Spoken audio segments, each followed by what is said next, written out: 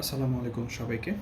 আজকে আমরা কথা বলবো পিটিই প্রিপারেশনের দ্বিতীয় যেই ভিডিও আজকে আমাদের দ্বিতীয় টপিক স্পিকিং মডিউলের রিপিট সেন্টেন্স সেটা নিয়ে আজকে আমরা এই ভিডিওতে পর্যালোচনা করার চেষ্টা করব কিভাবে আপনি রিপিট সেন্টেন্সে ভালো করবেন, রিপিট সেন্টেন্সে কিভাবে আমরা একটা ভালো মার্কস পেতে পারি, রিপিট সেন্টেন্স কতটা গুরুত্বপূর্ণ সব কিছু ইনশাল্লাহ এই ভিডিওতে আলোচনা করা হবে। সো দেরি না করে আর শুরু করা যাক। যারা পিটি প্রিপারেশন নিচ্ছেন, আমি আশা করব এই ভিডিও সিরিজটা আপনাদের জন্য খুবই হেল্পফুল হবে। যদি আপনারা মিড রেঞ্জে আটকে থাকেন বা আপনি চেষ্টা করছেন 60 আপ অথবা 70 আপ মার্কস পাওয়ার জন্য, যেখানে আপনি এখনও স্ট্রাগল করছেন 50 অথবা 45-এ, আশা করছি এই ভিডিওটা আপনার জন্য অনেক হেল্পফুল হবে। আমি পিটি দিয়েছি, আলহামদুলিল্লাহ আমার স্কোর 90 আউট অফ 90। আমি সে এক্সপিরিয়েন্স থেকে আপনাদেরকে বলার চেষ্টা করব আমি কি স্ট্র্যাটেজিস ফলো করেছিলাম, কোন ট্রিক্সগুলো আমাকে হেল্প করেছিল। সো আর দেরি না করে শুরু করা যাক। সো স্পিকিং মডিউলের গত ভিডিওতে আমরা কথা বলেছিলাম রিড অ্যালাউড নিয়ে। আজকে আমরা কথা বলবো স্পিকিং মডিউলের সবচেয়ে গুরুত্বপূর্ণ topic repeat sentence.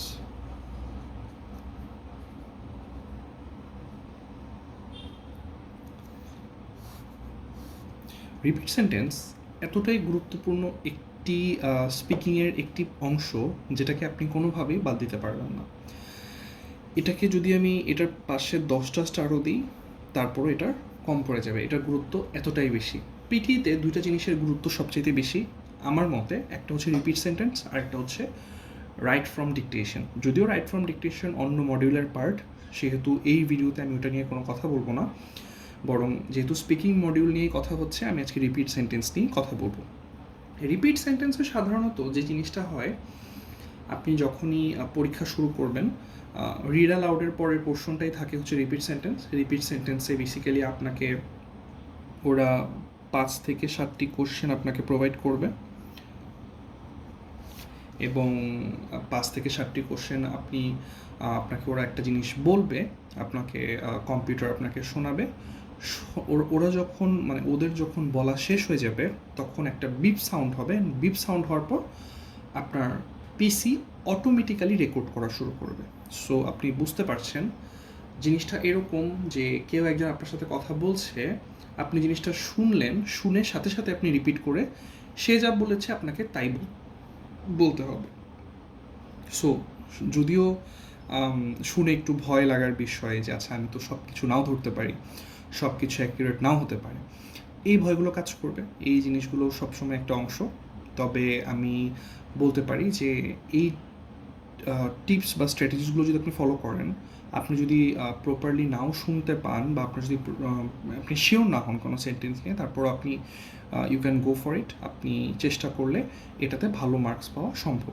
Repeat sentence খুবই গুরুত্বপূর্ণ একটি অধ্যায়। এখান থেকে মোস্ট অফ দ্য মার্কস আপনার স্পিকিংয়ে অ্যাড হতে পারে। এটা খুবই গুরুত্বপূর্ণ। এটার ইনফ্লুয়েন্সটাও আপনার স্কোরিংয়ে খুবই ইম্প্যাক্টফুল। সো সাধারণত 5 থেকে 7টি কোশ্চেন আসে, যেটা আমি বললাম, এবং আপনাকে কম্পিউটারের সাথে সাথে হচ্ছে একটা কিছু বলে একটা সাউন্ড হবে অ্যান্ড বিপ সাউন্ডের পরে হচ্ছে আপনাকে বলা শুরু করতে হবে। সো এখানে ফার্স্ট যে জিনিসটা আপনাকে অনেকেই বলবে যে আপনি নোট নিতে পারেন, কিন্তু আমি এটা বলবো আপনি কখনোই অন্তত স্পিকিং মডিউল রিপিট সেন্টেন্সে নোট নিতে যাবেন না। নোট নিতে যাবেন না। নোট নিতে যাবেন না তার মানে কি, যখনই আপনি শুনবেন, অনেকে কী করে, যেহেতু পিটি পরীক্ষা আপনাকে একটি খাতা এবং একটি হাইলাইটার আপনাকে প্রোভাইড করবে যাতে আপনি কিছু পোর্শনের জন্য কোনো নোট নিতে পারেন, কিন্তু রিপিট সেন্টেন্সটা এত দ্রুত হয়, ওরা একটা সেন্টেন্স বলে সাথে সাথেই হচ্ছে আপনার কাছ থেকে শুনবে, সাথে সাথে একটা বিপ সাউন্ড হবে অ্যান্ড বিপ সাউন্ডের পরেই সে আপনার কাছ থেকে কথা রেকর্ড করা শুরু করবে। অ্যান্ড এখানে মনে হয় 10 সেকেন্ড বা কিছু সময় হয়তো তারা রেকর্ডিং টাইম দেয়। যখনই আপনি নোট নিতে যাবেন, যখন ওরা বলবে, সাধারণত যদি ওদের কথাটা একটু ফাস্ট হয় সেক্ষেত্রে কিন্তু আপনার জন্য নোট নেওয়াটা কঠিন হয়ে পড়বে।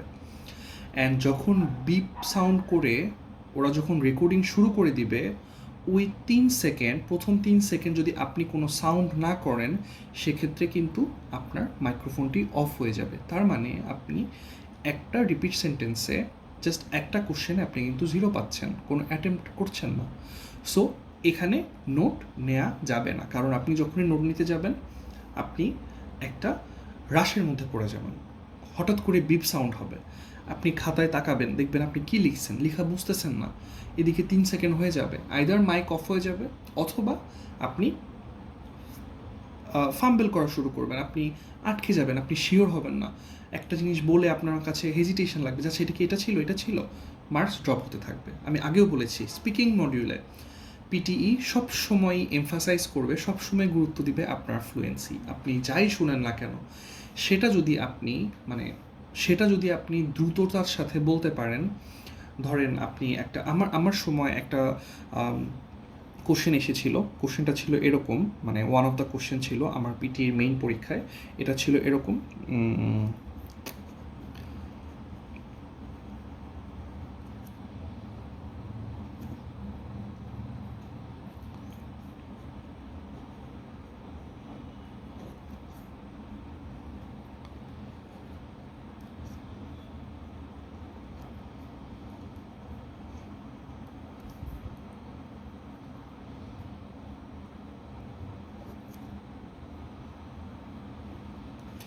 আমার সময় এরকম একটি রিপিট সেন্টেন্স এসেছিল, আমার মনে পড়ে।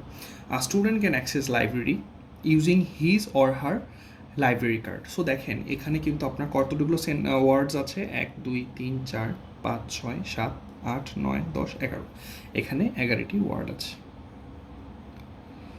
সো সবসময় যে 11টা ওয়ার্ড থাকবে বা সবসময় যে আপনি ছোট কোনো ওয়ার্ড পাবেন, ছোট মানে 5-7 ওয়ার্ডের সেন্টেন্স অনেক সময় চলে আসে, এটা অনেক সময় আসে যাদের মানে আসলে কোশ্চেনগুলো এমনভাবে সাজানো থাকে, কার ভাগ্যে কী পড়বে এটা কেউ বলতে পারে না। কারো রিপিট সেন্টেন্স অনেক কঠিন আসে, কারো অন্য কোনো মডিউল অনেক সহজ আসে, এটা আসলে কখনোই বলা যায় না।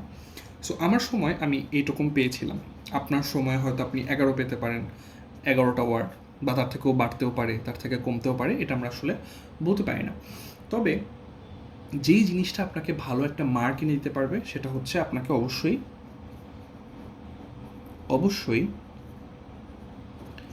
দ্রুত এবং ফ্লুয়েন্ট হতে হবে।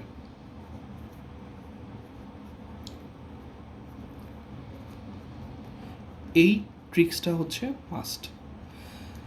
যদি আপনি এই জিনিসটা ফলো করেন, অবশ্যই দ্রুত এবং fluency, you will definitely get a very good score on repeat sentence. এটা আমি আপনাকে অবশ্যই বলতে পারি। সাধারণত কি হবে, আপনি অনেক সময় দেখবেন যে সেন্টেন্সগুলো যখন একটু শর্ট আসে, আপনি একটু মনোযোগ দিয়ে শুনছেন, আপনি বলতে পারছেন, সাথে সাথেই বলবেন। যখনই বিপ সাউন্ডটা পাবেন, আপনি যাই শুনেন না কেন সেটুকুই আপনি বলবেন, আটকাবেন না, কোথাও থামবেন না, যতটুকু পারেন। ধরেন আপনি এই সেন্টেন্সটাই ধরেন আপনি আপনার পরীক্ষায় পেলেন, আপনি just a student can access library এই পর্যন্ত আপনি মনে রাখতে পেরেছেন, এরপরে কি বলেছে আপনার মনে নেই, কখনো নিজের উপর প্রেশার করবেন না। পিটি যখন দিতে বসবেন আপনার মাথায় একটা জিনিসই থাকতে হবে, আপনি কত কম লস করতে পারেন, কতটুকু কম সংখ্যক মার্কস পিটি আপনার কাছ থেকে রেখে দিতে পারে, বা আপনি কত বেশি মার্ক পিটি থেকে আনতে পারেন। সো আপনি যাই শুনবেন না কেন, প্রেশার ক্রিয়েট করবেন না নিজের ওপর খামোখা একটা বোঝা চাপিয়ে দিবেন না যে আচ্ছা আল্লাহ মাত্র এত বড় একটা সেন্টেন্স বলে আমি মাত্র 4টা ওয়ার্ড শুনলাম, 5টা ওয়ার্ড শুনলাম, 6টা শুনলাম, 7টা শুনলাম, কোনো সমস্যা নেই। আপনি যা শুনবেন তাই বলবেন, নতুন করে কিছু অ্যাড করবেন না। যেহেতু এটা এআই দিয়ে চেক হয়, আপনি যখনই এর বাইরে কোনো কিছু বলতে চাবেন সেটা কিন্তু ও ধরে ফেলতে পারবে। সুতরাং আপনি যা শুনবেন, আপনি যদি এইটুক শুনেন, এই পুরো সেন্টেন্স থেকে যদি জাস্ট এইটুক শুনেন, দ্রুত বলে ফেলেন। জাস্ট যেটুকু শুনবেন দ্রুত। কীভাবে বলবেন, ধরেন এটা বলে বিপ সাউন্ড হলো, আ স্টুডেন্ট ক্যান অ্যাক্সেস লাইব্রেরি বলেই আপনি সাথে সাথে নেক্সট বাটনে ক্লিক করবেন। নেক্সট বাটনে যদি আপনি ক্লিক না করেন, সেক্ষেত্রে কী হবে, আপনার সময়গুলো আস্তে আস্তে কমতে থাকবে। তখন সফটওয়্যার বুঝে যাবে যে আপনি পুরো সেন্টেন্সটা যেহেতু বলতে পারেননি এবং সময়টা যেহেতু পুরোটাই শেষ হয়ে গিয়েছে, ওরা এটাকে কাউন্ট করবে থেমে যাওয়া বা ফাম্বল হিসাবে। তখন কিন্তু আপনার একটা হিউজ একটা মার্কস আপনার চলে যাবে। সো এই জিনিসটা অবশ্যই আপনাকে মাথায় রেখে বসতে হবে। 5 থেকে 7টা কোশ্চেন আপনাকে যথেষ্ট সিনসিয়ারলি বসে যাই শুনবেন, আপনি যাই শুনবেন মাথাটা ঠান্ডা রেখে সেই জিনিসগুলি আপনি বলার চেষ্টা করবেন। যতটুকু শুনবেন চেষ্টা করবেন, সবসময় চেষ্টা করবেন 70%-এর বেশি সংখ্যক ওয়ার্ড মনে রাখার, 70%-এর বেশি ওয়ার্ড মনে রাখার এবং বলার, বেশি ওয়ার্ড মনে রাখা বা বলা।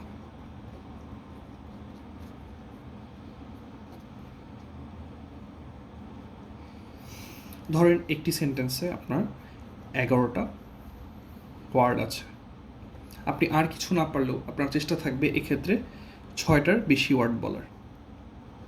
এটা আইডিয়াল। যদি ধরেন একটা জায়গায় 10টা ওয়ার্ড আসলো, আপনি ধরেন এটাতে 60টা ওয়ার্ড বললেন, সেটাও ভালো। কোনো কিছুতে ধরেন একটা আমি ওয়ার্স্ট কেস সিনারিও বলি, 5 থেকে যেহেতু 7টা কোশ্চেন হয়, একটা কোশ্চেন ধরেন একটু কঠিন হয়ে গেল, সেখানে 17টা ওয়ার্ড ছিল, এরকম আসতেই পারে। আমি যখন পরীক্ষা দিয়েছি আমার কাছে লেগেছে আমার রিপিট সেন্টেন্সটা সবচেয়ে কঠিন, এবং আমি সত্যি পরীক্ষা দিয়ে বের হয়ে আমার রিপিট সেন্টেন্স নিয়ে ভালোই ভয় লাগছিল যে আচ্ছা রিপিট সেন্টেন্সটা কি খারাপ হয়ে গেল বেশি।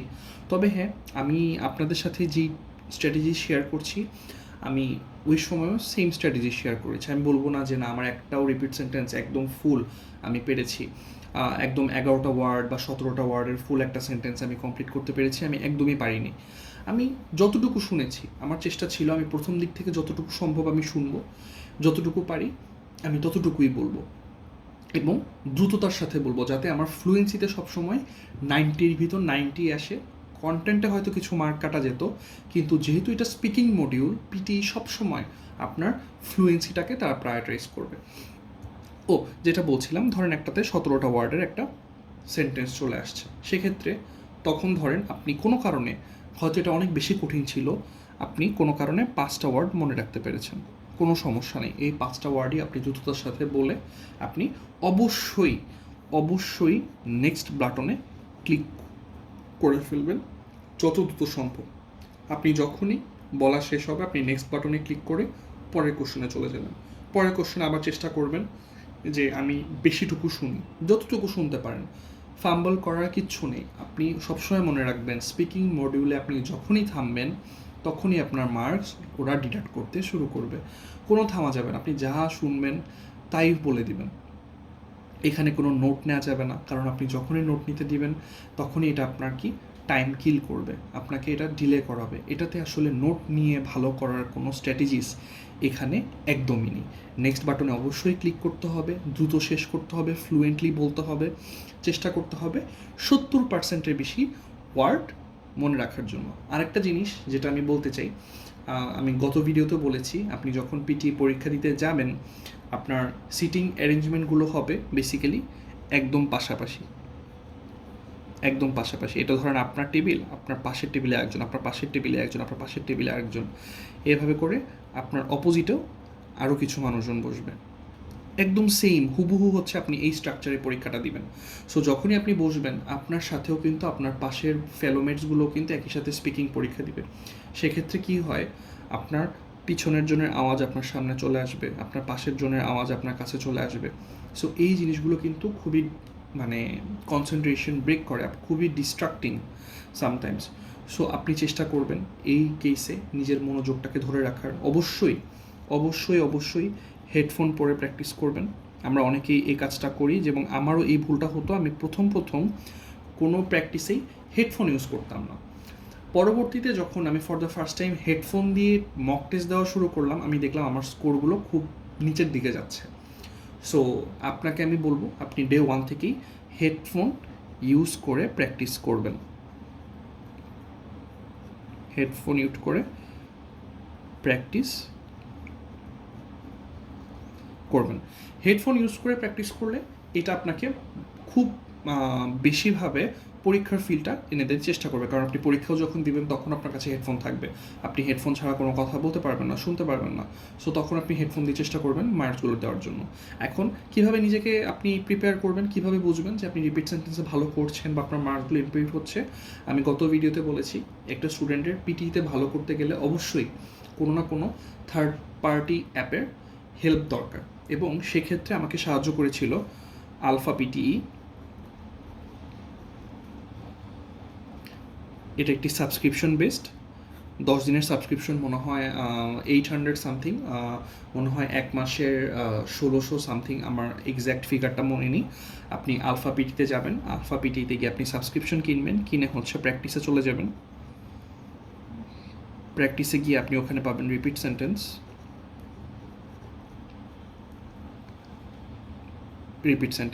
এবং এই রিপিট সেন্টেন্স থেকে আপনার প্র্যাকটিস করা শুরু করবেন। প্রথমে আপনার টার্গেট থাকবে রিপিট সেন্টেন্সে, ফার্স্ট টার্গেট থাকবে আপনি 50 আপ পাচ্ছেন কি না। যদি 50 আপ পেয়ে থাকেন তাহলে দেখবেন আপনার কোথায় ওরা সমস্যা ধরছে। আপনার কি কন্টেন্টে মার্ক চলে যাচ্ছে, আপনার কি ফ্লুয়েন্সিতে মার্ক চলে যাচ্ছে। তারপর আপনি চেষ্টা করবেন ফ্লুয়েন্টলি এবং দ্রুততার সাথে অ্যান্সারগুলো দেওয়া, যতটুকুই শোনেন না কেন। আপনি 5টা ওয়ার্ড শোনেন, 5টা ওয়ার্ড দ্রুততার সাথে বলেন, খুব দ্রুত। যেমন এটাতে student can access library using his hot library card বলেই আপনি চলে যান। আপনাকে কখনো গ্রামার নিয়ে চিন্তা করতে হবে না, আপনাকে কখনো চিন্তা করতে হবে না আচ্ছা আমি কি ইজ বললাম না কি ওয়ার বললাম, এটা কি ইজ ছিল না ওয়াজ ছিল। আপনি যেটাই বলবেন না কেন দ্রুততার সাথে বলতে হবে, যাতে এআই বুঝতে পারে আপনি fluent enough to pass this exam. ঠিক আছে? যখনই আপনি আটকে যাবেন, যখনই আপনি আটকাবেন, তখনই কিন্তু ওরা আপনার মার্ক ডিডাক্ট করা শুরু করবে।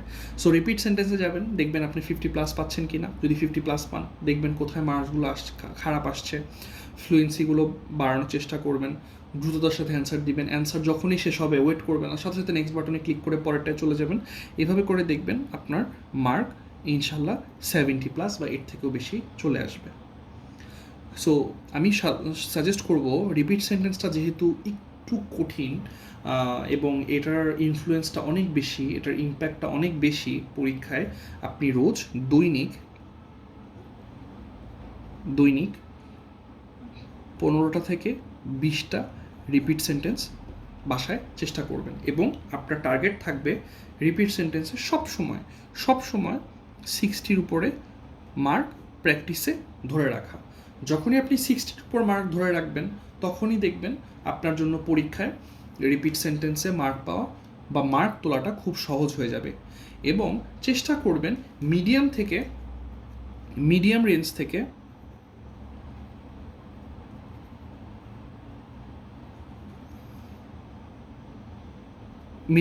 থেকে হার্ড রেঞ্জ পর্যন্ত যে কোশ্চেনগুলো থাকে ডিফিকাল্টি লেভেল, সেগুলো সলভ করে ফেলার চেষ্টা করবেন।